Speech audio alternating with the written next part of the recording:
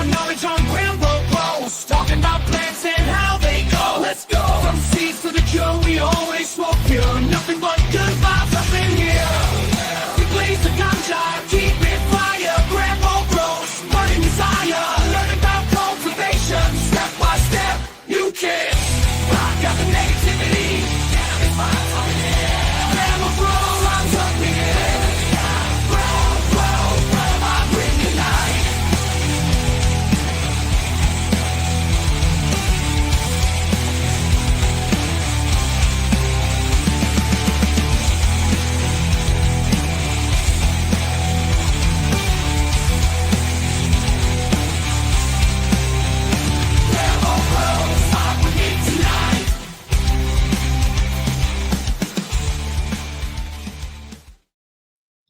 There is nothing but good vibes up in here. Welcome to Grambo Grows. This is the late night smoke, you guys. Your last chance for your weekly cannabis fix. Everything cannabis, growing, token, smoking, joking, all the things. I asked if there was a difference between smoking and token.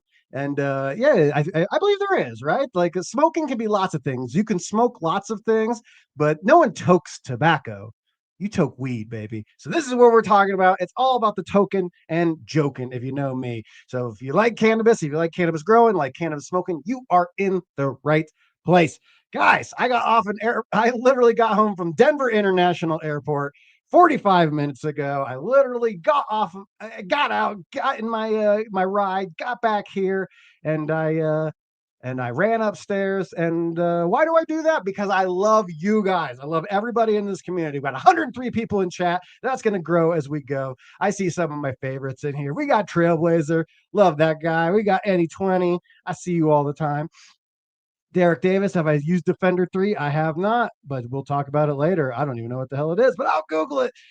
Chuck, we got the Crippled Cowboy up in here. Holy Toledo. So many of my favorite people. And I mean, Gramborg #1, tied with Fontucky, California, LDGC 420, L420 DGC, one of my favorites. Beautiful couple. He and his girlfriend come to the DGC Cup every year. Speaking of which, DGC Cup 2026. You can go to dgccup.com and check out the tickets are going to start getting out there. We're slowly pumping it out there. Last year, all the tickets went so fast that we had to rearrange everything. So it's been great, but got to smoke some of the best strains on earth this last week. This last week has been really, really good. Hung out with some really cool friends, and we got some cool stuff coming up on the Dude Grows show. All you DGC out there, so stoked to I know High Plains Bud is going to be there. I got to hang out with High Plains, but that's one of the coolest things about the DGC Cup is that putting the faces to names. Like I go up and I'm talking to this random dude, and he just goes, "Oh, hey, I'm High Plains Bud." And I go, "Oh shit, man, what's up?" So if you do come, don't tell me your name first. Tell me your YouTube name. I always say, I was talking with one of my favorite people, Slayer 420, for 20 minutes, thinking he was some guy. And he goes, "Oh, by the way, I'm Slayer 420. I go, "Bro, what the hell?" Trip Blunts, go to Instagram. I followed you on Instagram. Get that request going. I love hanging out. You guys don't know I answer every single DM on Instagram. Follow me at Josh Grambo. It helps me so much. Helps me with comedy, helps me with shows, helps me with women.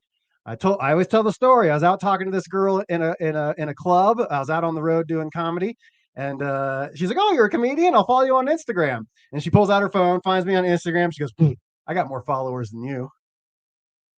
I go, "Well, I'm still funny and charming and have a beautiful beard, although I look a mess." I've been guys, for those that don't know, I was in Des Moines, Iowa, where I'm from, the home of Slipknot, like right now it's the home of Slipknot. I'm hoping to get so big. They say it's the home of Grambo, but I'm never going to get bigger than Slipknot. That's not going to happen. I watched those guys come up. It's one of the things that inspired me to start comedy and start YouTubing and everything. As a young kid, I watched Slipknot become the biggest band. They went out on Ozfest 99 and they never came home. It was very inspiring. I watched those guys. My mom bought my first guitar from Mick Thompson, the guitar player for Slipknot, worked at the Ye Olde Guitar Shop. If I ever see the dude, I'm gonna blow his mind. I'm like, "Dude, I used to hang out with you at the Ye Olde Guitar Shop." I go, "Whoa, what the hell?" And Captain Kush loves Slipknot. Blows my mind. We used to call him Clit Snot. We didn't like them. We thought they were lame. The first time I ever saw Slipknot was in a tiny bar. You see 13 guys wearing masks in a dive bar, and we all went, yeah, this ain't gonna work. This ain't going nowhere.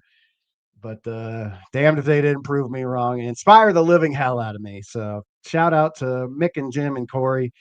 Rest in peace, Paul. Rest in peace, Joey. It's one of those things. And shout out to Sean Cran. I'm preposterously high. I literally got home.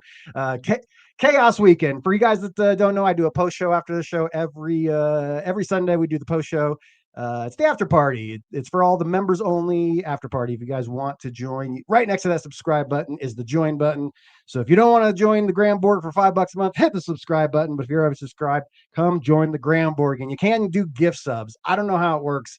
Don't ask me. But certain people like our friends LJ Jones and all the boys over at Bad River Farms in South Dakota. Thank you guys for always taking such good care of me. Trailblazer knows, why do people put poo emojis in the chat? Well, let's just say I went on a date and now people put poo emojis in it because of the story. A story I can't tell you here.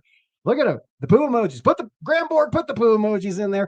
If you want to know why there's poo emojis, $5 a month. I get way too real about my life, and I have a story to tell tonight, you guys. I'm not gonna ruin the mood here on the late night smoke, but chaos surrounds me out in the world. Those poo emojis, baby. So it's I got stories tonight. I'm always super honest. Look at all these poo emojis flowing in from the GramBoard members. Default behavior. She knows. I get I'm very honest on the post show. So if you want to become the GramBoard, $5 a month, come join. Bob D. Everybody gets the poo emojis. I love it. That poor girl. If she knew I was telling those stories, she would be mortified. But guys, moving on. We got a big show for you tonight. I've been going really hard. Been hanging out with Scotty Reel. We've been planning stuff. We're going to go up to Michigan for some cannabis events. I started just getting prepared. So I've been doing more dabs, doing more smoking. What are you guys smoking on? I am smoking on some of that Cherry Emergency from the extract Kyle, some extract seller. Scotty grew it. It got processed, and now we have a whole bunch of Scotty dabs. It's the shit. So let me know in the comments, what are you guys smoking? Is it better than me? It might be, but it's probably not. I don't know. I'm seeing a lot of people smoking my guest tonight's gear. He is an amazing breeder, an awesome content creator, and literally one of my favorite people in the cannabis scene. I love all of the content creators, and you guys know, like I count friends as some of the coolest people out there on YouTube. I love them. They're my peers. But me and tonight's guest, we have a lot in common. He's a brilliant guy, done a lot of stuff before and in and out, and currently outside of the cannabis thing. But yeah, you might be growing some of his gear, you might not. And after tonight, I hope you'll grow even more of it. So before I lose the thread completely, because yeah, man, those I was barely smoking in Des Moines all weekend, hanging out with my kid and my aunt. I was barely smoking. I was just kind of hitting the pen. Boy, I got home and took some damage to the head. So before I get rambling, we're going to bring in the sexiest beard and the sexiest hair in YouTube. We got the distinguished Chad Westport on. Oh, shoot. I thank you for that. I'm going to clip it and play it every night as I go to sleep. That was sweet, dude. Thank you, Grandpa. That was freaking rad.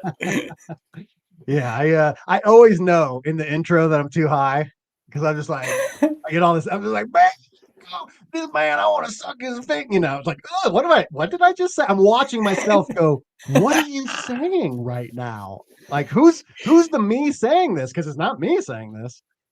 You've got the gift of gab, man. And you're right, though. We've had a lot of awesome conversations, plant related, life related, and even beyond that. We like to talk background about freaking AI and algorithms and all these crazy, boring stuff that the people in chat probably don't want to hear us talk about. But we've got a lot of common ground, man.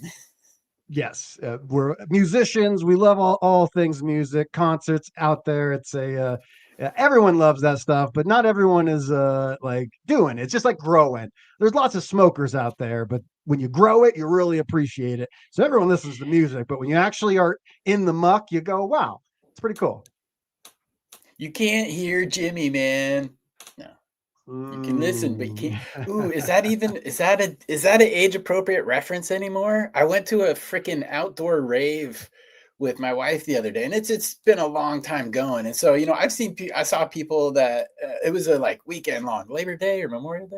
Anyways, it was fun, but we're going out there, and like I've been in the electronic music scene longer than dubstep has actually been a genre. Like I was actually there when it was the beginning, and influential people, I know them. Wow. However, the joke used to be, "Excuse me, sir, I think your fax machine is broken." And as I said that to another friend, and I looked around and I see all these younger people, I'm like, wait, do they even know what a fax machine is? Can I still make this joke? Everyone in chat, do you get the reference? You can't hear Jimmy. Yeah. I get the reference. I kind of fell in love with Rosie Perez in that movie. I don't know why. She, Dude, you who see a little didn't? bit of nipple.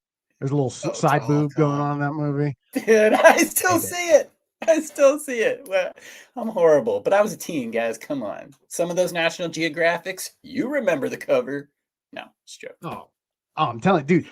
HBO and Cinemax, remember they'd have the warning where it'd say like strong language, and then there'd be the N for nudity and SSC, baby, strong sexual content. And I'm like 9 years old, just like, yeah.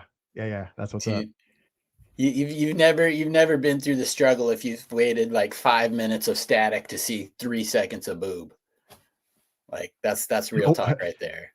And found porn in the woods, but we're getting too far off. I have to. I don't know why was that a thing. Why was there so much porn in the woods? No one knows. It's just a thing. That's if you're another between weird... like 30 and 50, you found porn in the woods. I don't know. Wow, you blew my mind right there. Another shared experience we have, Grambo. I don't know why, my friend. I don't know why. But today we're going to talk the thing that you and I are the most passionate about our lives. We both devoted our most of our working professional life to the cannabis plant. It's one of those things that it started out for me as a income thing. It was my friend. Well, it started out for me because my best friend's brother was a grower, and I was the only trusted member. We met when, like, me and my best friend met when we were 3 years old, and we're still friends till this day. And so I was always the little brother. So I was trusted. Whenever they go out of town, it's like, Josh, come over and watch the plants. And so I was kind of just a plant nurse, for that day. And then that's what got me to Colorado. I started growing in Iowa. I got a chance to legacy market here and run an 18 lighter and be the front family in a house. Allegedly, is 10 years? Is that the statute of limitations? I don't know. But, think you're good. So if you guys don't know, I'm sure you already know. I'm very bad at intro because I always have like my cool cannabis friends come in, and I just assume everyone in chat already knows. But if you don't know, you got to be following Chad Westport, man. This is the man out there. He's you're just Chad Westport Seeds, right? You don't have a fancy name for your gear, do you? No. Twin Peaks Cannabis. What am I talking about? Yeah. Yeah, Twin Peaks Cannabis, that's just kind of the name of the quasi company because it needed a name at some point. People are like, what's the name of your company? I'm like, it'd be weird to name it after myself. So Twin Peaks Cannabis, but the website is chadwestport.com. So I did name myself. I did do the naming there. So yeah, I think I own twinpeakscannabis.com too. Oh, well, I hope I do now, so nobody else goes and grabs it. I think I own that. You know what I found out just on the subject of this? I found this out last night, and if this person is in chat or if you see this video, please let me know what the hell. I get a weird text from a number I've never heard before, right? It's just an unknown number, and it just says GramboGrows.com, and I go, I don't own GramboGrows.com. I wonder what that's about. And so, as you do, you type it in the phone, and someone bought GramboGrows.com, put my face on it with a coming soon. Whoever did this, I guess, thank you or goddamn you. I don't know what to say, but I've been tripped out for the last 24 hours, CW. Someone's got something coming soon. I don't know. That's wild. Let me know. Let me know in the comments. Look friendly. They look friendly. It's a good picture, and the spelling of coming is correct, so I think you're in good hands. But people do park on things, man. I at one time owned Leafly.app, Weedmaps.app.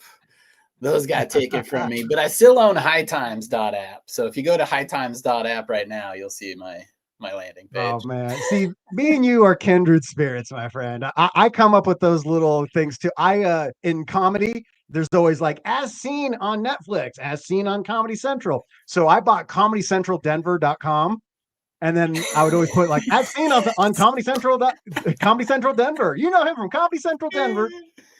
It's not a thing. I owned Netflix comedy Denver. Like I had like a HBO comedy Denver. I had a bunch of scams. You'd be surprised. You'd be surprised though. Like that's hilarious. I fully appreciate that. But there's like car companies, and that's one of the worst offenders. It's like winner of the, like blah blah blah trend award 5 years consecutively, and you like actually look into it. It's like, dude, Toyota owns the damn thing. So like, what do you think? But yeah, like everything in life, read past the headline, guys. Read past the first instruction. A little bit of critical thinking is good, whether it's life or plants. Hells yeah. Well said, my friend. And tonight we're going way past the headline. The headline tonight's from seed to harvest. I love a good seed to harvest. It's always, I seem to learn so much when I get with guys like you who are very, very experienced with the plant. And once again, if people don't know you, you're one of these breeder characters. You're out there. If you ever wonder where strains come from, it's you're like Santa Claus of weed, bro. You make the strains. All of us, even the people that I look up to, we're all walking on the shoulders of giants, right? We're working with work that came before us, but we're able to, and this is an analogy that most people can understand, with music, it's like the remixer. It's like the remixer can take something, an original piece of music. Sure, they can add a hi-hat and then be like, oh, but I did something. That doesn't really count. But when they really change up the beat, but yet you still have that original bass line or like that original vocal, but the rest of it is different, that's when you really start becoming, kind of a breeder, is when you're really making changes, hopefully progress from what you started with. And that's a big thing too, is, a lot of people, you can just put two things together, but is it better than the starting material? Because the answer should usually be yes. Like, you don't really want to go backwards. That's not a good direction for a breeding program. Well, right now, Kevin is burning down some of that Nakatomi Plaza. Yes. And you know what I'm hearing about everywhere is that no joke, bro. I haven't even smoked the no joke yet. I want to get in there. I've been spending. So I restocked on Friday, and I've been packing beans all day. So stickers, bags, stuff. These are going out in the mail on Monday. So yeah, no joke is finally back in stock, dude. Well, to quote the newest Gram board member, Jerry Flies, old Saint Nickelsack. That's awesome. Oh, and hello, Cassidy, one of my newest friends in the world, Miss Cassie out there. Awesome grower. Shout out to you, Miss Cassidy. So tonight we're talking seed to harvest. And the reason that I picked it out is that we tend to focus on the harvest, the flower, the flowering stage. A lot of people just focus in on that. But I found that the nuance really is in all the stages that aren't flower. Flower almost, one can argue, it's kind of autopilot, right? Other than like defoliating, making sure like your canopy's even, environmental controls and everything. If everything's dialed in, that sort of thing, it's fairly autopilot. But I think a lot of where the stuff comes in is in the very early stages. There's nothing sexy about veg. It gets left in the dark a little bit. So especially since you're a breeder, you're a seed maker, you are a seed expert. Let's start with seed and clone. How's that sound to you? It sounds great, man, because really that's where it all starts. It's funny you mentioned flower, just kind of autopilot. Like the last 3 weeks of a run, I usually get depressed because there's really nothing else I could do at that point. Like it is going to kind of be what it is. I just monitor my environment, keep my airflow going, and give it the right water. So yeah, the last 3 weeks, I get kind of sad. Starting them out, that's where the excitement is, man. So kind of germination and seedlings, there's so many different ways to do it. and there's not one singular right way, but I prefer the glass of water method. And the reason why I prefer that is sometimes I get baked or I get busy, I get forgetful, and I'll come back to that was once what was once wet, dude, try that 10 times time. What was once wet paper towel, and realize I hadn't checked on it for like 12 hours, 20 hours, and it's dry. And I was like, oh, come on now. With that shot glass or the glass of water, the water's still there. You just have to remember to check it. And most of the time, even when it does sprout the taproot, it's still going to float on top and you're going to be fine if you forgot about it for 12 hours. So for me, germinating, that is my preferred method, just because it's a little bit more foolproof. I'm a fool sometimes, but that's how I prefer to do it. No, that's good. That was going to be my first question, because it always is the thing of there's lots of gizmos and gadgets out there for people to pop seeds, and no hate for any of these things, but I know the dude was super hyped on, like, he had this $150 seed popping thing, goes, it keeps it warm, and it's like, oh man, I dig it, and if you got, if someone gifted it to me, I would be more than happy to have it. Yep. But yeah, I've always been a throw it in a glass of water guy too. You start seeing them crack, they pop that thing, and then if you have super fuzzy tap roots, I'm always kind of worried that they're going to kind of grow into the fibers of the paper towel. And a lot of paper towels have bleach in them, just as a baby, little baby, I baby my babies.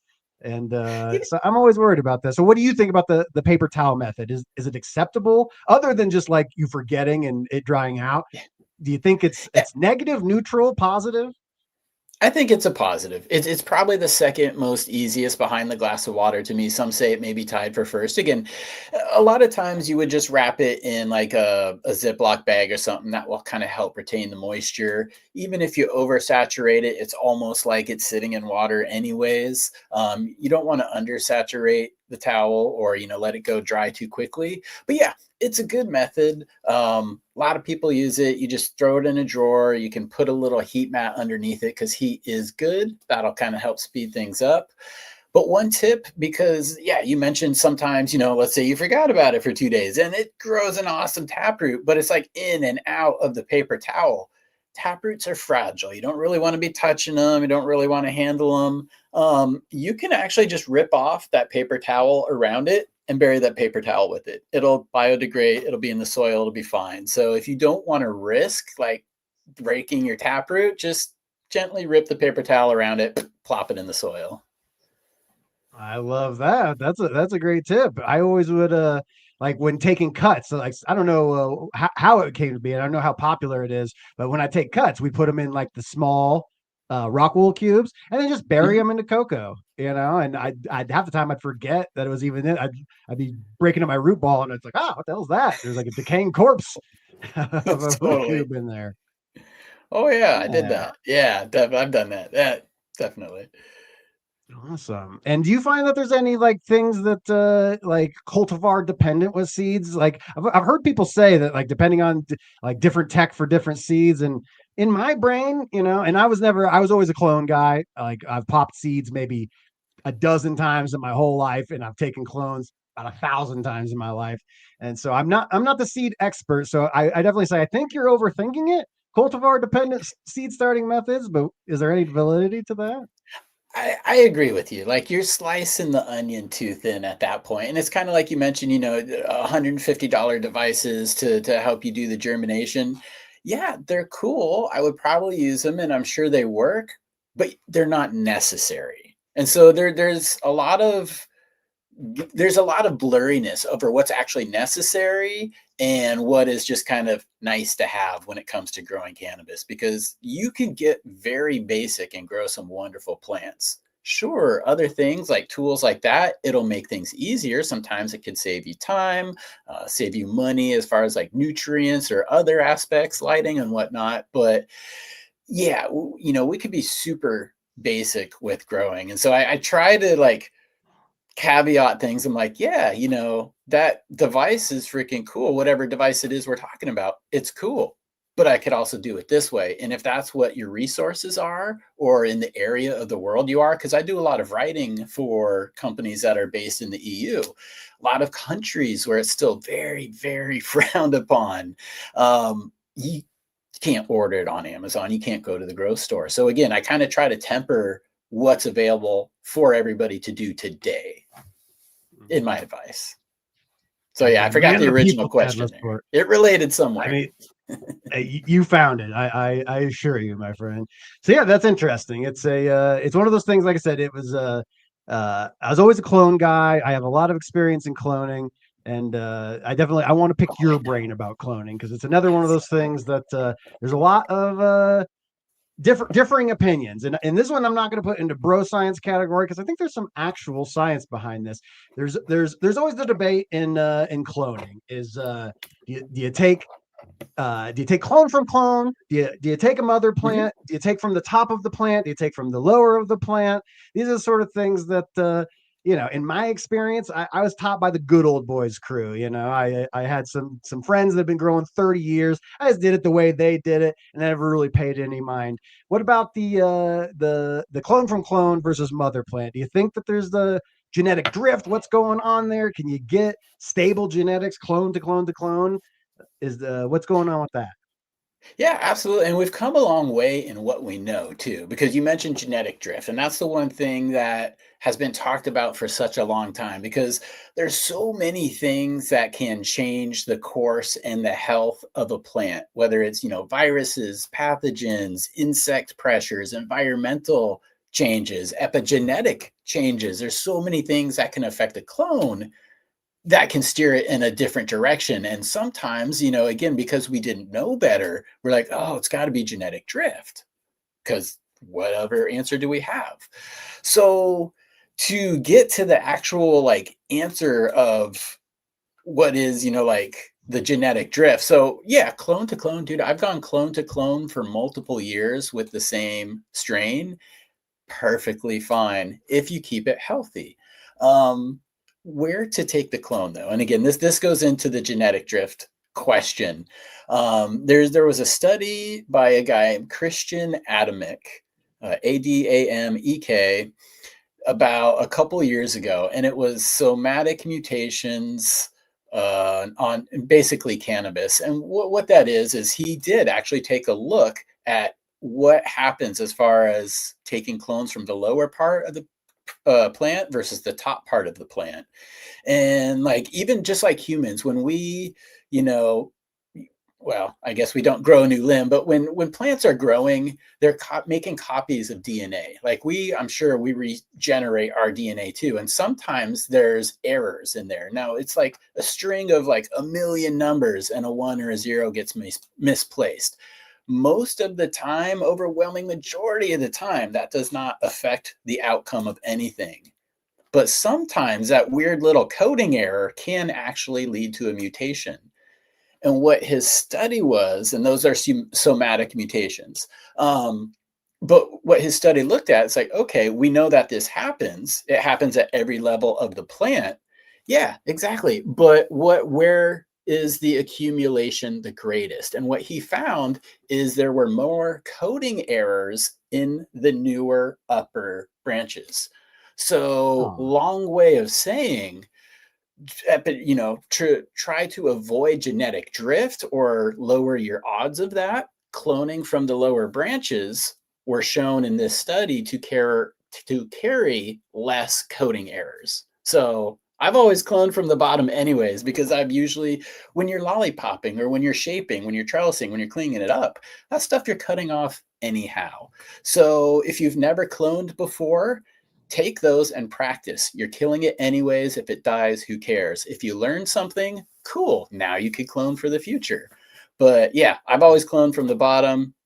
I didn't know that it was the right thing to do, but according to that study, it is. And that's really where genetic drift kind of comes in the conversation. Wow. I got to say, CW, it's rare. I do this 6 days a week for 2.5 years. I go deep with people take me deep, and somatic mutation based on the plant, that's some deep cuts right there. So if you guys like, I didn't find the specific Christian article, but there's lots of somatic mutations out there. Yep, right And there. He's I'm the gonna go hang out. first name. Yep, he's the first author on the page there. Christian See, Atomic. there you go. Oh, That's the see, paper. I'm dyslexic. I got in my head, I was looking for a CH, and then all right, cool. Well, there you go, right there. So I encourage you guys to go do some research. This is access.onlylibrary.while. Good luck finding it. Punch it into Google. But damn, bro, this is some interesting. And this is cited. There's 20 sightings. This is good stuff. People should be able to find it. Just, somatic mutations in cannabis, Christian Atomic. You'll be able to find it there. It's geek level stuff, but I love that because, again, we've talked about that for decades. I mean, longer than I've been talking about it. People have been talking about genetic drift. And here we actually have some like science-based evidence of, okay, how are we defining it? Oh, it's these errors in copying. Oh, we find out that this is more than that. So that's the whole genetic drift part. Another more basic thing of more, revelations, things that we've learned is we always thought we always suggested that you always make your cut at the like node space or make your cut at the joint because there's going to be more growth auxins at that point. I've experimented with it. I found equal success cutting it in the middle of the stem versus at a node space versus at the main stalk. And science now is seemingly backing that up as well. Like it doesn't really matter. Sure, preferably take it near the stem or the node space. But if you don't, not a detriment as much as we thought it was in the past. So yeah, new cool stuff all the time with cannabis, man. Well, it's like, if you're just a home grower doing your thing, maybe going all this nerd level as some guy grows says, nerds. Talk nerdy to me. Talk nerdy to me. Talk dirty to me, baby. But maybe that's not going to help you day to day in there. But what I hear is a good way to kind of increase the odds of finding a unique kind of thing, like a lot of the stuff that is the mainstays of cannabis growing, like the mains, like from back in the day, it was bag seed, and who knows how it was processed, how was it selfed seed, was an actual breeding thing. A lot of it was just kind of like, some pollen probably came from it selfing itself, and then it comes out, and a lot of the seed was very unstable, but we were just kind of chucking seeds back in the day, and then all of a sudden you get your sour diesel, you get your OG Kush, a lot of that stuff. And so I see this as a way of increasing the odds very slightly, but over the course of thousands and thousands and thousands and thousands of clones, if you're into finding diverse things, and like our buddy Variant is in the chat, he's super obsessed with the cannabis mutation. I'm actually going to go up he's here in Colorado. I'm going to go visit his garden here very soon and do some content with him and check out some of these mutated cannabis plants. If you're looking for some of that unique variety, and a lot of what in the modern era of cannabis, what we're going to be searching for is that unique variety. Yeah, it's just another, if it's 1% more, there's variant. If it's 1% more, let's do it. If it's 0.5% more out of thousands of cuts, and especially in the community, we got thousands of growers taking thousands of cuts, 0.5% becomes like shockingly high. That's the law of compound numbers. I'm digging it. Screw you guys. I like being a nerd. I'm a sexy nerd. We're sexy nerds.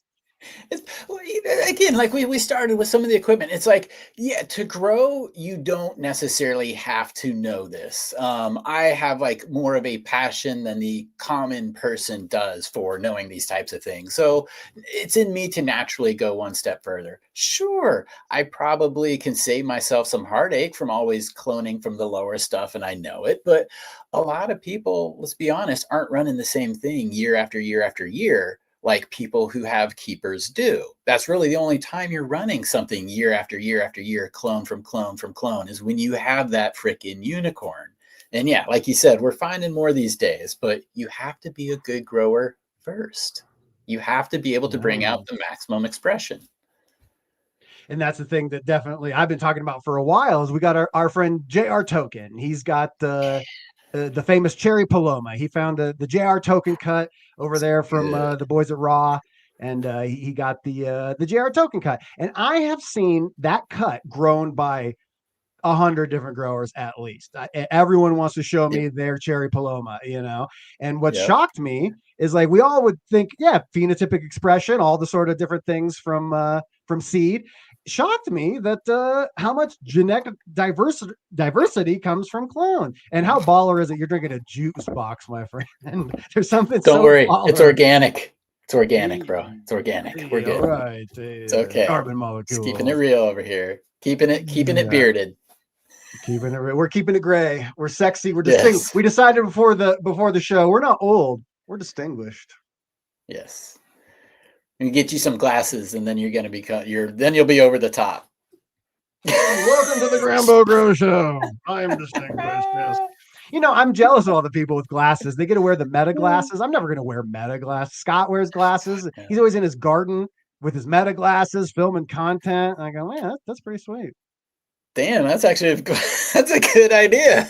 Wait a minute. As far as like the world, it's another piece to the end of the world. But as far as like content creation in your garden, he's got his hands in there. He's working. He's like, check out the soil and everything. It's like, oh, that's cool. But I don't wear glasses. I'm not. I'm not that nerdy. I'm a goddamn goddamn sexual tyrannosaurus. I can't be wearing.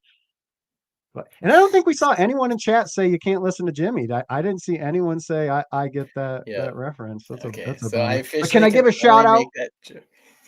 I have to give a shout out real quick, Chad Westport, because a legend of the Grambo Grows family and one of the OGs of the GramBorg. He's been sick. He's dealing with a bunch of stuff. Just got out of oncology not too long. But we have had the appearance of Mr. L.J. Jones. Throwing the 5 gift subs. I'm nostalgic about this. This guy, half my channel, half my GramBorg members were gifted by LJ Jones. I endlessly appreciate you, my friend. I hope you are feeling better. Met him at the DGC Cup. This guy's so awesome. He got me like chia seeds and multivitamins. He's like, Grambo, take care of yourself. I was like, whoa, they actually care, Chad Westport. That's real advice, man. That's real shit right there.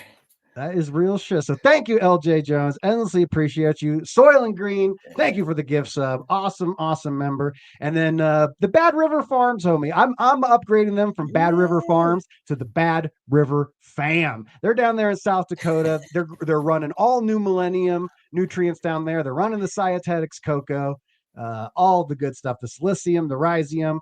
And so we got Mr. Sparkles from Bad River and Cody Whittaker from Bad River Fam. Thank you guys. Endlessly appreciate it. We want to get you guys on Jug Dealers one of these days. Once again, if you guys want any of that silicium, it's for the Jug Dealers crew only, but I always tell the GramFam, if you want to go to jugdealers.shop, you can use code SI20 and you get 20% off of silicium. And I'm not supposed to tell you that. That's me going rogue. But I love my community over here, Chad Westport. So if you guys do, jugdealers.shop. And I'm going to go visit. Yeah, one of these days. Me and Gabe are always going. You've hung out with the Jug Dealers guys, haven't you? There, Chad Westport. I met Gabe at the DGC Cup this year. Okay. So yeah. How cool is Gabe? Gabe's one of my favorite guys. He knows everybody, so I'm glad that you got a chance to meet him. He's one of the real ones. And you guys could have a sexy hair off. You both got that sexy long hair. We both kind of did this to each other when Scotty introduced us, because we were both like, are we gonna have a hair off right now or what? But we decided we could be cool. Yeah, we were good. Yeah, before I lost my hair, I had hair as long as you, and then I had such bad thoughts my hair killed itself. Oh no. I better be but happy. All my power comes from my sexy bald. Like I said, I'm all shaggy. I look a mess. There's so many pretty girls in chat tonight, and I look a mess. So, forgive me, everybody. And not just the pretty ladies. I'm sure there's a lot of hetero flexible men out there that think I'm sexy, and I appreciate that. Anyone who thinks I'm sexy, I'm a fan of you. It's the sports jacket. Well, yeah, I got to get, for you guys that don't know, in the real world, I wear a blazer everywhere I go. Black pants, black shirt, blazer, and go out there like a goddamn professor of love. Grambo's a boss, guys. Grambo's a boss. I'm working on it. But yeah, I'll be talking about it in the post show. I had a hell of a week today. I alluded to it earlier, but crazy week. So stoked to be with you guys. 314 people in chat. Love you guys. Icarus Green. We love you, buddy. So that brings us to we talked about some seeds, we talked about some clones. That brings us to vegetation. What's going on in the veg state? I was always a huge I'm a scrog guy. I always do the 2 layers of trellis netting. I always thought that's how you get the biggest stuff. And I was a big fan of the super cropping, beating them the hell up, getting the knuckles. I worship those knuckles. I'm in there. I'm biting them sometimes, Chad Westport. What's going on in veg? What do you do in veg? Are you a staker? Are you a trellis guy? You got any secrets in veg? Because this is one of the things that I think veg is the redheaded stepchild, gets overlooked. No one talks about veg. You don't any of the questions you don't have to answer. What's your secret sauce in veg? Walk me through it.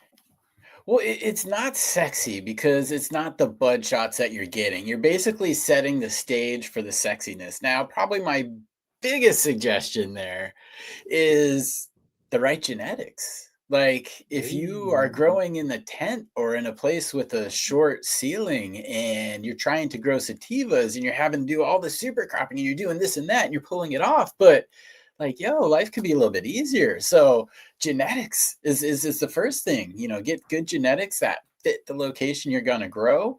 But yeah, I like doing training. Really, that's the time to do it is in veg. You typically can tell pretty quickly what the shape wants to be. You can then, cut the top and let the lowers grow up. Or you can decide if the things are like long and growy, you could kind of stake them down and let the other things grow up around it. But yeah, veg is when you want to do that. But the thing that, I don't know, maybe the secret or, the trick to it is really your watering, because when it's a clone or a seedling, that you're not giving it much water and you can let it go in between waterings. And when it gets into the flowering stage, your root system is already fully developed. The vegetation is already fully there. So kind of how fast that it drinks.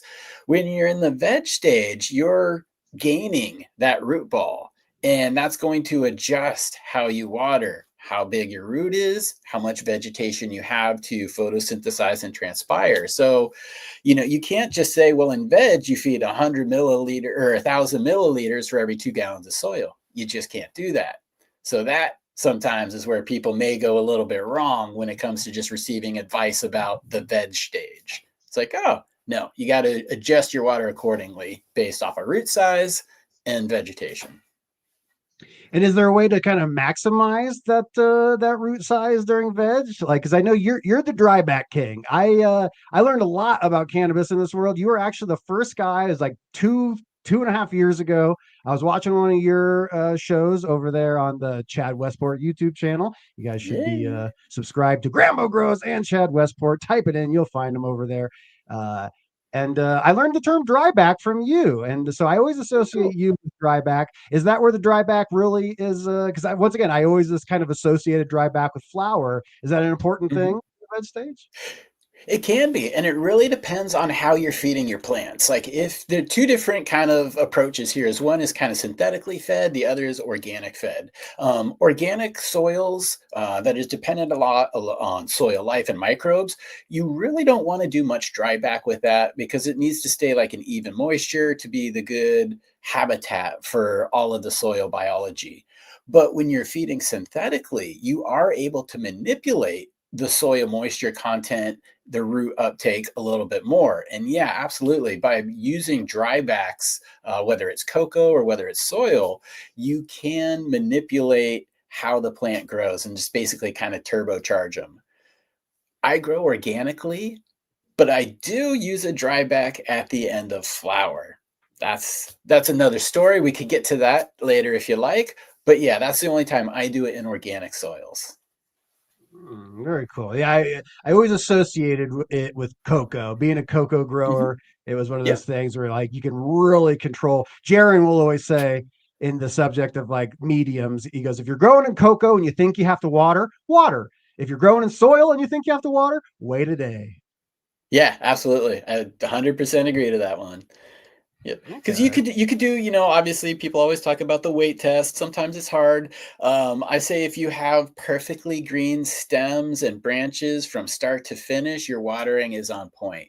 If you ever start getting some purpling in there, and there's three main reasons you could get purpling, but the most common one is watering issues, and that can affect nutrient uptake and oxygen in there. But the easiest way that I've found to recommend to people, there's all kinds of different soil probes out there. I personally like the Blue Mat tensiometer. It measures differently than a lot of the other soil probes. I think it's more accurate. Tensiometer means tension. There's water in a tube. There's a ceramic tip. Based on how dry the soil is, it will draw the water out, which creates the tension, which is easily measured. So to me, that's the best way to do it.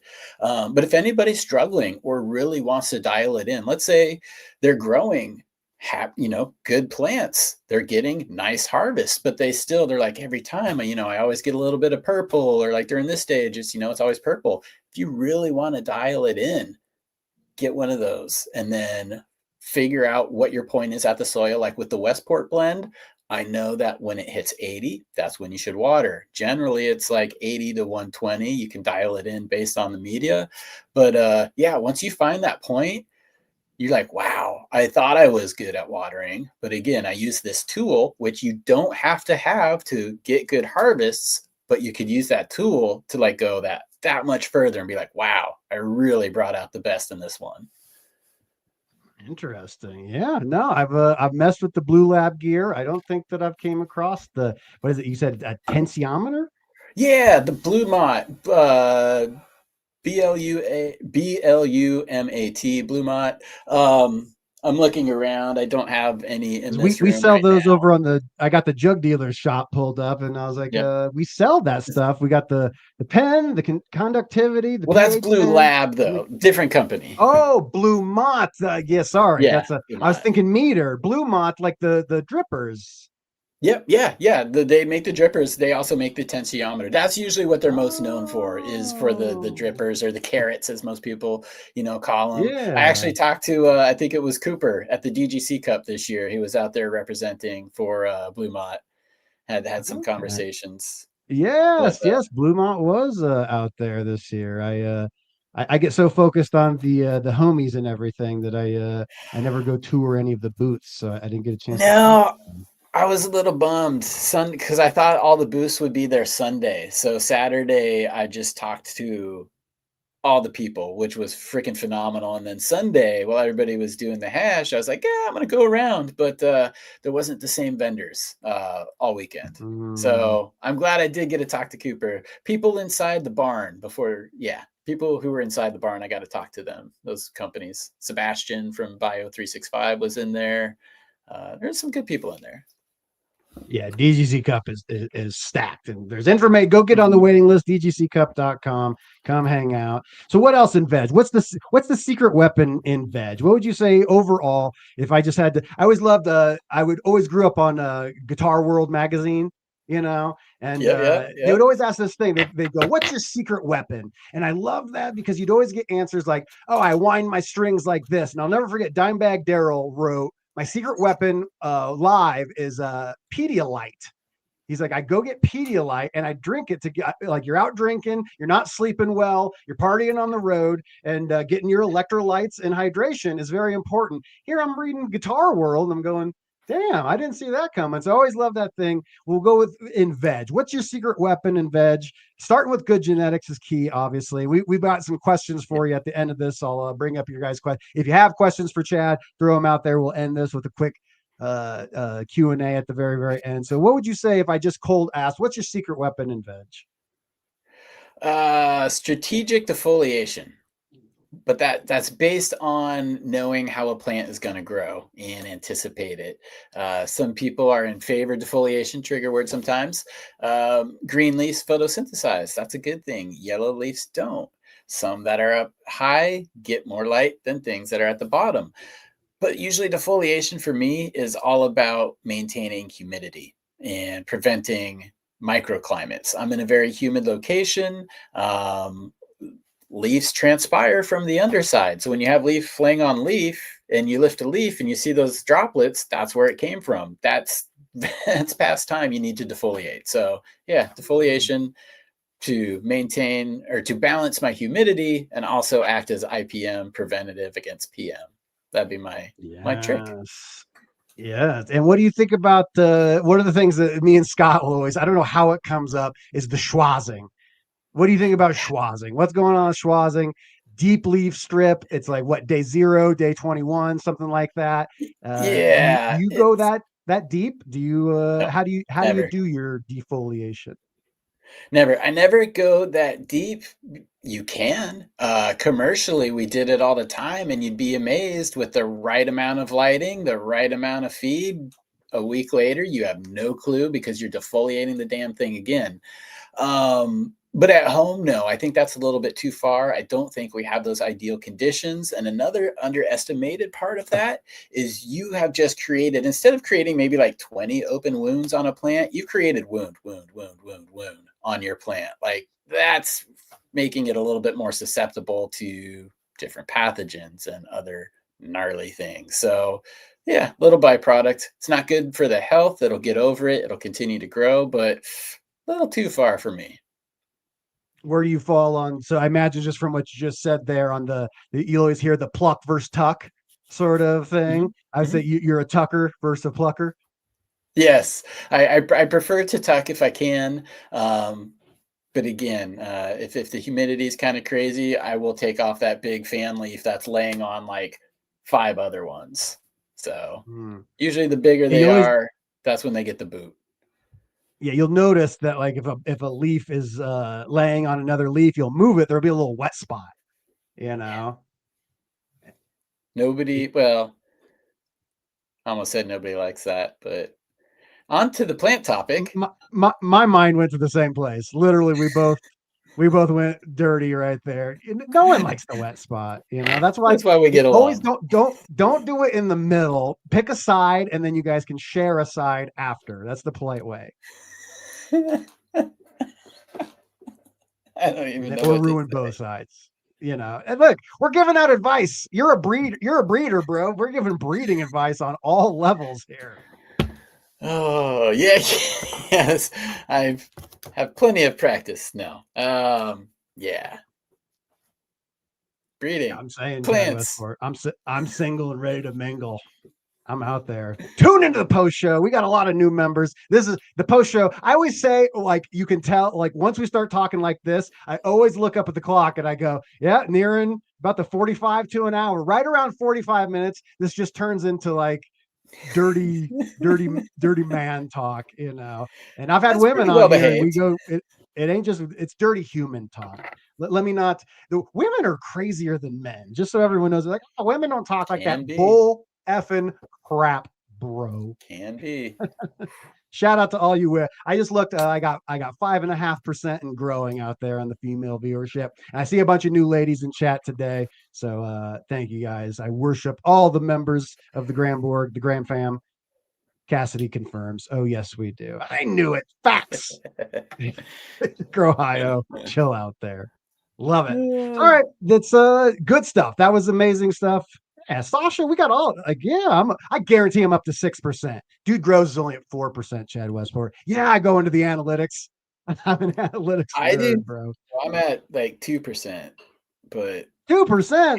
Go follow 2%. Chad Westport. All you girls, you're making me feel good. You're making me feel sexy. I was like, oh, I wonder if I have I got Hygan coming on. The Heaven and Neil from the Hygan channel will be on here in a couple weeks. Actually, it'll be the Halloween show. We're doing a big Halloween spectacular. They're streaming all day. Then I'm streaming with them. It's going to be a whole thing. It's going to be a fun thing. So cool stuff coming up on the subscribe if you vibe. You know what I say, Chad Westport? I always say, smoke that like button, subscribe if you vibe. And you see that share button? Roll this video up and pass it to a friend. Slick. I like it. Man. That'll be fun, man. So they like to have fun. And the second you said you guys were doing a Halloween thing together, I'm like, oh, everybody's gonna be in costume. Like that's gonna be fun already. I just already know that's not gonna be just like It's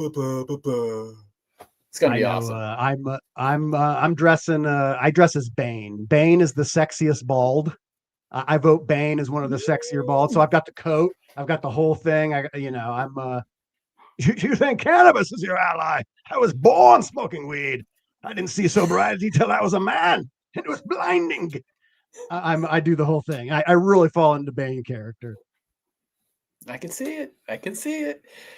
Bane. Oh, 100%. So that brings us to flower. As we're getting to the end of the show, it gets us to the end of the cannabis cycle.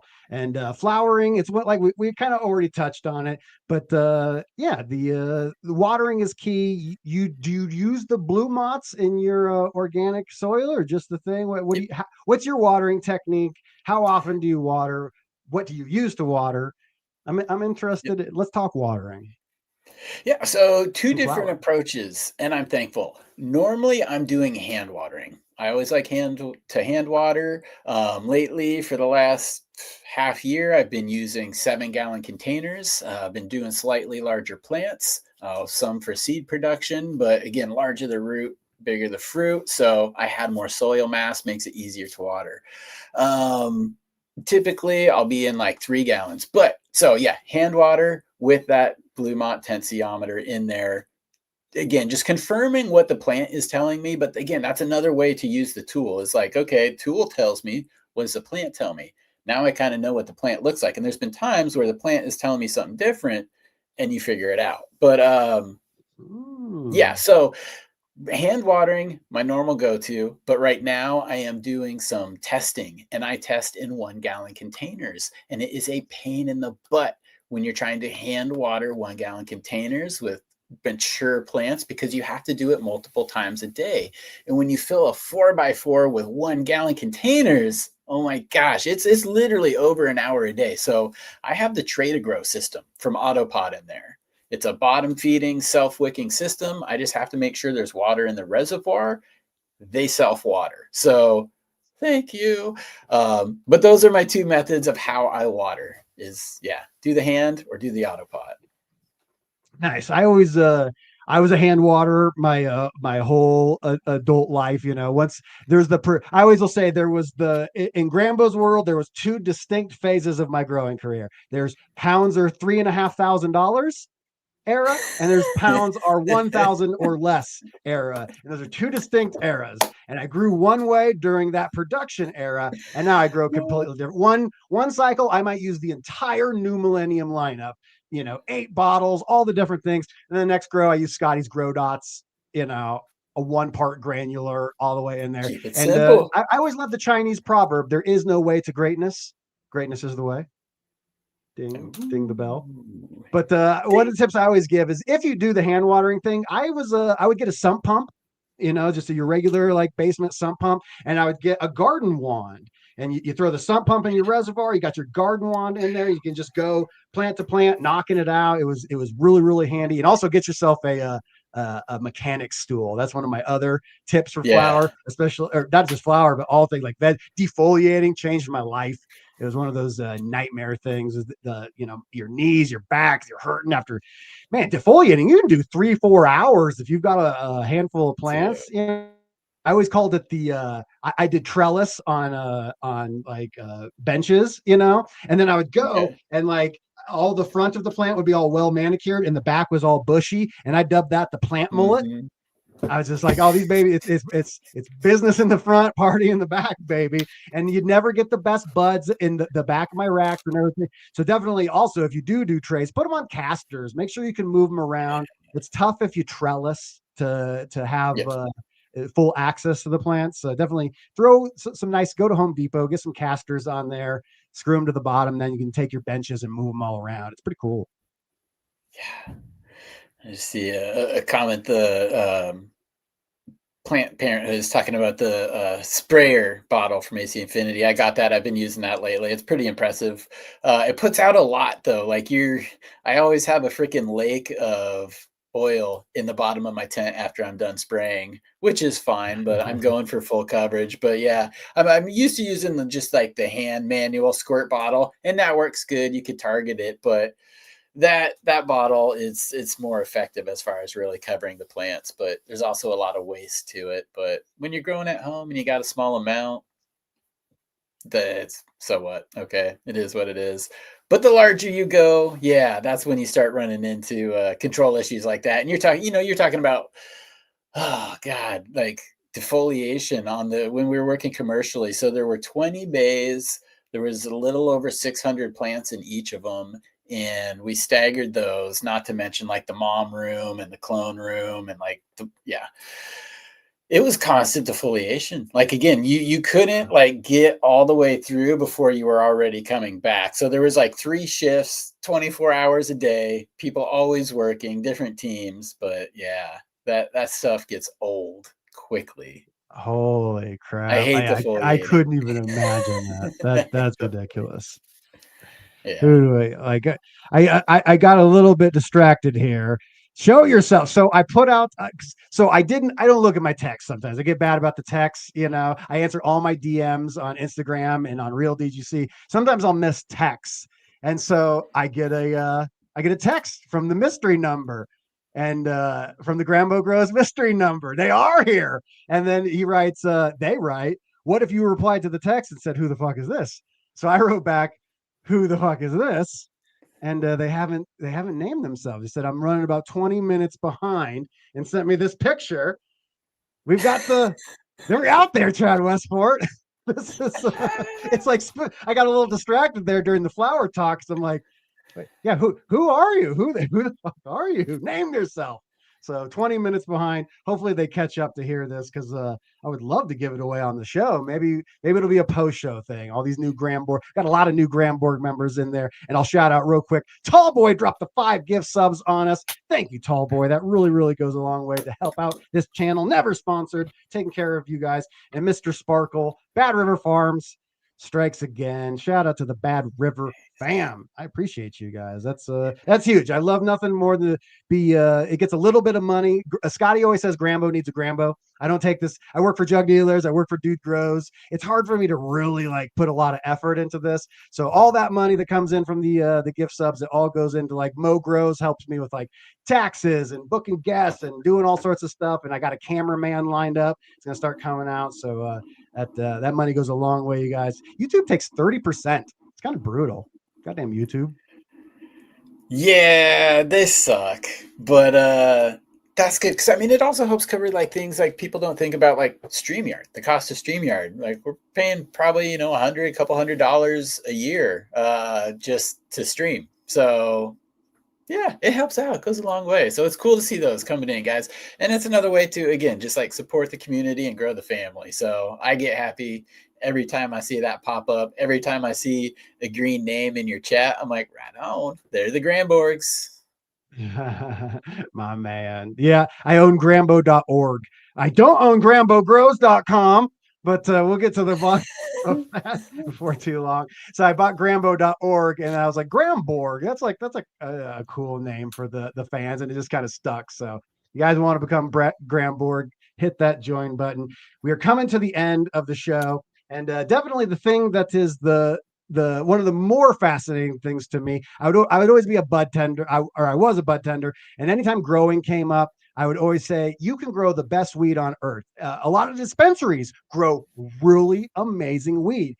Caveat, they grow really amazing weed, and then they shit the bed in the dry and cure. They take this amazing flower that stinks, it's amazing, and then by the time it gets to the shelf, it's ruined. What is going on in dry and cure? How do you dry and cure? There's a lot of new tests. Some people do the jars. Some people, I'm hearing a lot about Grove bags. I'm a jar guy. Haven't used the Grove bags yet. Let's give some tips on drying, and then I really want to dive into curing with you. Yeah.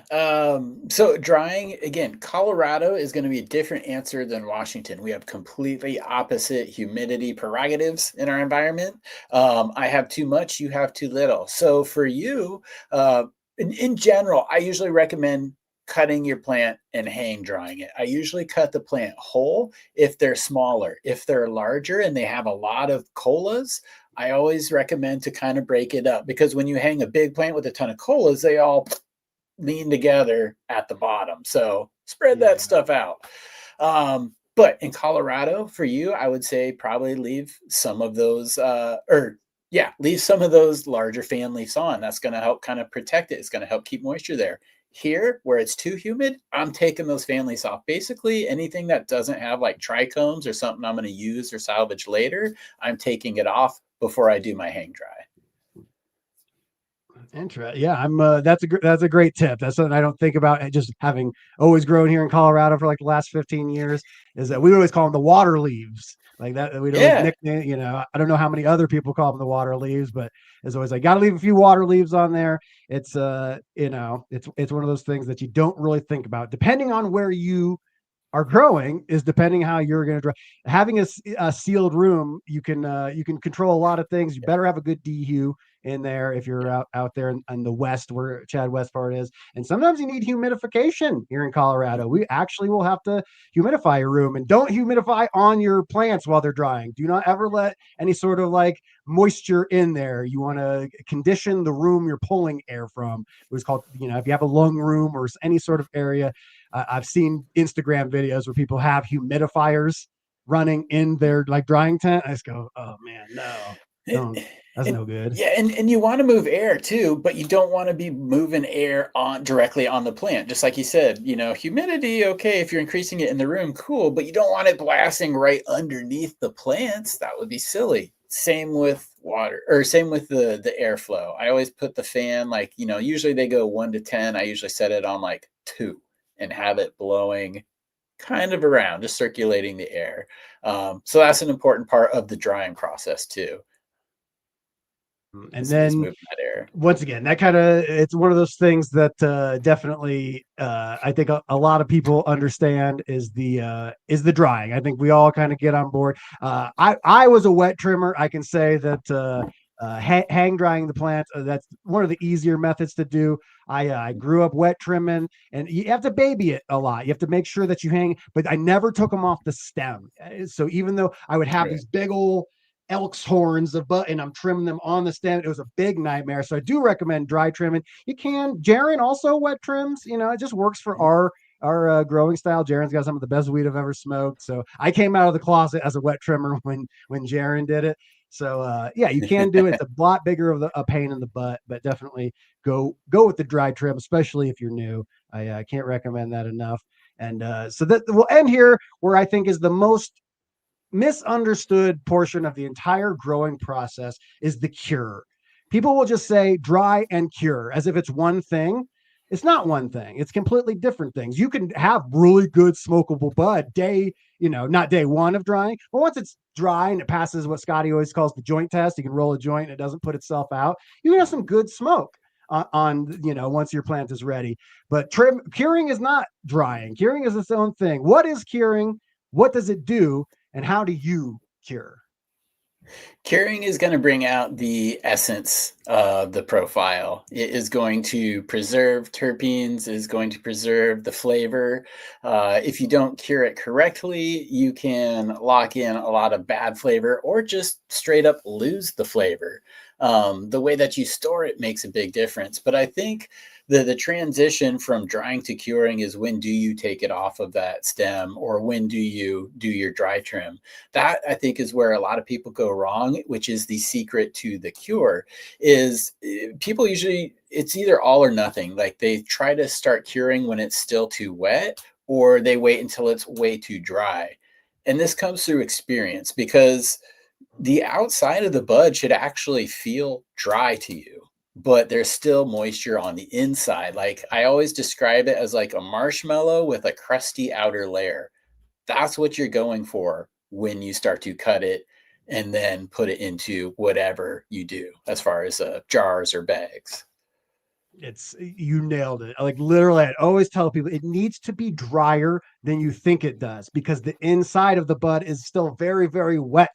You're going to jar it up. It's going to equalize. And then there's multiple reasons for the burp, but that's one of the big reasons is to equalize, get some fresh air in there. It's going to build up humidity inside of there. And if you just jar it up and leave it, you're going to ruin it. You could get molds. It's gonna do a whole bunch of stuff. What it also does is it's that aerobic bacteria in there. It's like you got aerobic bacteria and anaerobic bacteria. Anaerobic, that's that stuff you don't want. That's that death smell. No oxygen. I remember I jarred up some recharge. I put recharge in a jar and capped it and forgot about it. And I came back like Yeah. 2 days later, dude, it smelled like I killed a yak. It was like decay. Like, oh my God, it's horrible. But that aerobic bacteria, that's the stuff that's chomping on that chlorophyll. It's in there. It's helping break down some of that leftover residual chlorophyll. And so if you don't burp your jars as well, you're going to kill all the aerobic means air, and you're going to kill all the aerobic bacteria that you want chomping it down in there. So make sure you're burping your jars. Do you do jars? Do you do Grove? What are you curing in? So I always do jars, and you kind of mentioned that remoisture process. Sometimes when I'm trimming, and again, you get a feel for it after you do it enough times. But sometimes if it's almost to that point, I'll leave it sitting on my tray for the night, but I'll also leave it mounded, so it's still drawing moisture from the inside, but it's just getting that little extra bit out before I put it in the jar. Because once you put it in the jar, it will rehydrate. That is, one of the main reasons you burp it, is to let out that extra moisture. Cool, close it back up. But I prefer to try to get it good to go. So I don't really do more than 1 or 2 burps. Like, I try to get it voila, and then just seal it, and it's good. I have experimented with the Grove bags just because I'm like, if you're going to poo-poo on something, you should probably try it first. So I tried them. I was satisfied with the job that they did, but I didn't view them as like a final boss, like it is a step in the process. It was actually almost perfect for going from the tray into the Grove bag for like a week and then into the jar. That was actually how I would use it. Well, that's how I would use it. So I also need larger bags. I've always had the small bags, so I've never really had the chance to store a whole bunch in it long term. I have not tried it. See, we're coming out as the dinosaur growers right now, because it's like chat is out there, and as I'm seeing you, chat, Canatrol. Here, me and Chad Westport aren't even on Grove bags. And so I can't imagine. What do you think about these new drying systems? You got the herbs now, you got the Canatrol. Never tried it, never really experienced it. Want to, hearing a lot of great things. People are talking. Like the Herb Now dryer automatically made me want to poo-poo it, just based off of, I'm like, it's a fucking food dehydrator. But I have known enough people that have used it, and the overwhelming majority of people that I know have good reviews. Like they were happy with it. I'm like, well, okay. I mean, and it's not just like 1 or 2 people. I'm like, there's probably 10 or 15 people that I'm like, yeah, you know what's up. They're like, I've used it. Yeah. So I haven't used it myself. The Canatrol looks a little bit more professional to me. That's probably the route that I would go. But again, that's like we started the show off with, man. It's you don't have to have it. It's very expensive. You can't fit a whole bunch in there, which is another thing. But look at the price tag. Do you want to pay $1,200 for what we could accomplish with a jar and just a couple of turns of the wrists? So, and I will always say it's like, in growing cannabis, if something is expensive but worth it, you really can recoup by not shopping in a dispensary, by not buying herb out in the world. God, Whatever it takes to get people to grow their own, I'm all about it. It is expensive. I believe if you're getting those results, we're the dinosaurs, Chad Westport, but chat loves it. They're hyping it. That's a great point that you just, maybe unconsciously made, though. Like, if curing is your missing link and you grow great, but you just mess it up every time, and what you buy from the store tastes better, it's a more pleasurable experience, maybe that $1,200 is the best investment you could make for your grow. So, if that's the broken link in your chain, then cool. Pick up the tool. That rhymed. Michael said, we didn't even notice that. This man said 1,100. Oh, it's marked down from 1,600. I didn't even notice that. So it's at 16, at 11, I'm like kind of thinking about it. At 16, I'm probably not a buyer, but hey, Canatrol, sponsor me. Yeah, that's probably honestly the only time you'll see me using one of those machines is if a company sends it to me to evaluate. But here's the thing: I if it really works, then it's more than worth it. And so, yeah, a lot of people are recommending in chat, and I know Mr. Grow It is a big proponent of it, and that guy grows pretty good cannabis. Mhm. He censors the word cannabis on his show. I always laugh when I think I know. about Mr. Grow It because I moved to Colorado, and I always say I'm a cannabis refugee. I left my birth home to come to Colorado specifically for herb. Well, he censored the word, he edited out cannabis from that sentence. And I go, well, you gotta understand, man, I'm a refugee. I've had problems in this world. And I was like, no, I'm not a refugee. I'm Right. I'm a cannabis refugee. I'm not, I didn't come here from Cuba. No, that's fun, right? Out of context misedited. Hopefully, people were watching the video version and not the audio version because the video still leaves it in, and we know what they're saying. But yeah, I mean, it is kind of sad that we've had to come to that. But like again, like we said, Yeah. starting the show, man, or maybe this was behind the scenes, but you could spend so much time, effort, and energy poured into something to say one word and have it get banned like that. It's like, Yeah.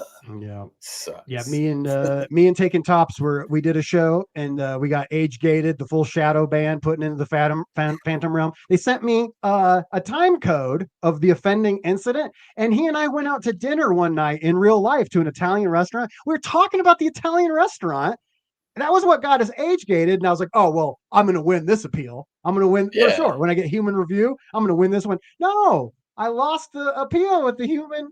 I was just like, what? So that's why it's so important. Subscribe to Chad Westport, subscribe to Grambo Grows, subscribe to all your favorite content creators.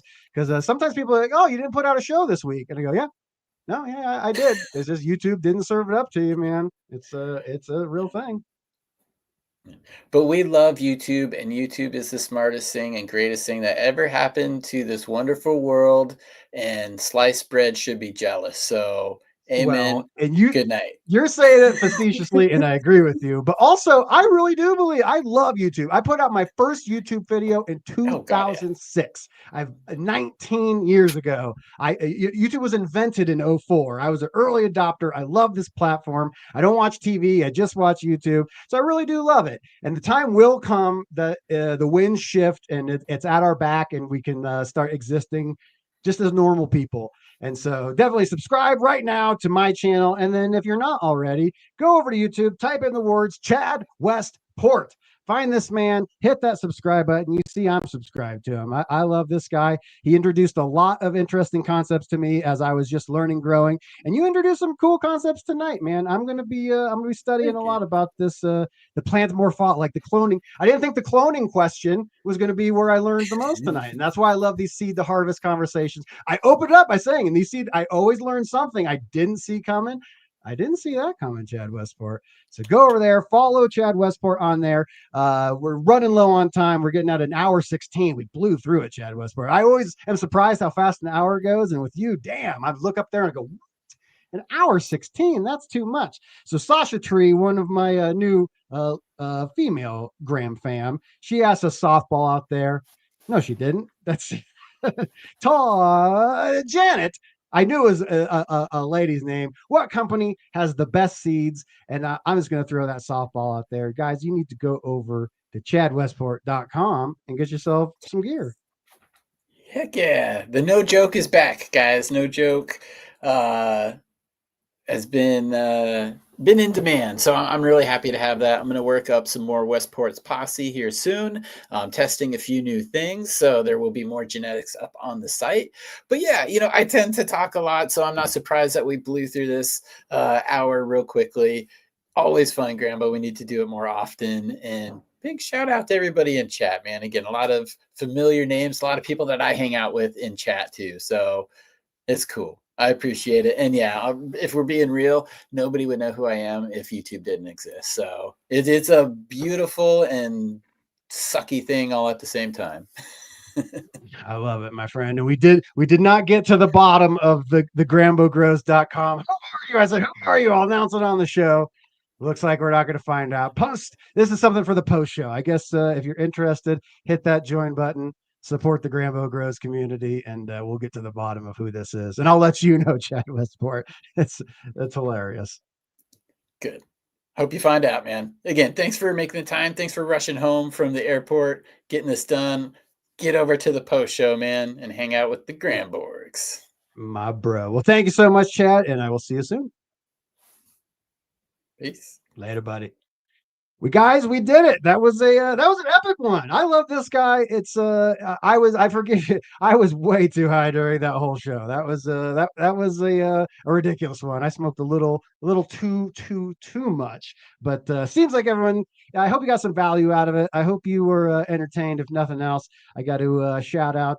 Thank you to all the GramBorg members. Seriously, everyone that donates, subscribes, comes in for that $5 a month. I only get the $3, or what do I get? Yeah, $3 a month out of that, but it adds up. It really does a lot, not just for supporting the channel and getting me some cameramen and some of the people to help me staff it, but really just emotionally. You know, it's a lot of your favorite content creators. We're just regular people, and so we're you know, we don't feel famous, we don't feel special, we don't feel any type of way. Most days you wake up, you just feel like I always will joke every Sunday I wake up and I go, I should cancel the stream. But it's literally because of you guys that I keep going and doing it. Other than the GramBorg members, I don't make any money from it. And really, I don't make any money from it in general. I put it in an account and it goes towards hiring people to help me grow the channel. And maybe it'll make money someday, but that's not the goal. It really is to make you guys laugh, teach you something about growing, and have something to do. I take my daughter to baby mama's house on Sunday, and then I'm all by myself for the rest of the night. Sometimes I'm bummed after I take her home. I'm just like, oh, I miss my baby already. But then I get on, I hang out with you guys, and I feel like $1 million goddamn bucks after it. So thank you, every single person that's listening, and thank you for Cody Whittaker or Mr. Sparkles, Bad River fam, for the 5 gift subs. Cody Whittaker, get 5 gift subs. We got the Soylent Green throwing down the 5. We got the legend GramBorg Hall of Fame #1 with a bullet, LJ Jones, dropping that. Tall boy, thank you for the 5 gift subs. And then you know who struck with another 5? Mr. Sparkles. South Dakota. If you guys are in South Dakota, if you're passing through, look up Bad River Farms. They got a dispensary out there. I would like to prove to you guys that good weed can be grown in a dispensary. If you guys watched Dude Grows yesterday, the Saturday show, we had Michigan Matt on. He's a home grower, commercial grower, awesome DGC, long time homie, and he's out there. He's doing it too. And so if you guys are out in Michigan, we are doing a Dude Grows Halloween get together Thursday the 30th. I don't have the event. Go over to realdgc.com and stay tuned. We're all coming. Me, Dude, Scotty, Banner. I think High C might be coming. I think One Eye Cat Cannabis is flying in. The whole Dude Grows family is coming to Michigan to come hang out for the Halloween. I don't know exactly. We don't have the details yet. Dude just messaged me. He's like, hey, are you available? And I was like, to go hang out with the Dude Grows crew in a cannabis event? You know I am. So we're all flying in, and it's going to be amazing. So hopefully I see you guys out there. And welcome, Master Free Kill, the newest member of the GramBorg. Guys, this has been an amazing show. I can't wait to see who owns GramboGrows.com. What a mystery. Hilarious end to the show. I love you guys. I need another dab. My brain is getting foggy and I need a little bit more energy. So I'm going to get even higher and I'm going to head over and do that post show for all these new GramBorg members and all you OGs. Guys, my name's Josh Grambo. This is the Late Night Smoke. Nothing but good vibes up in here. And I will see you guys on Tuesday for Jug Dealers, Wednesday for Dude Grows, and back here next Sunday. Should we do an announcement? I've been booking guests out. And who do we got next week? Oh, we got the guts. We got the Grow Under the Stairs, the homie Manny over there holding it down in Alaska. It's going to be an amazing show. I'm stoked for that. We got a lot of big shows. We got Rasta Jeff coming up. We got the High Gan crew and a whole bunch more of your favorite content creators every Sunday at the Late Night Smoke. Like I said, nothing but good vibes up in here. GRAMBO Grows. We're dropping knowledge on GRAMBO Grows, talking about plants and how they go. Let's go. From seeds to the cure, we always smoke pure. Nothing but good vibes up in here. We blaze the ganja, keep it fire.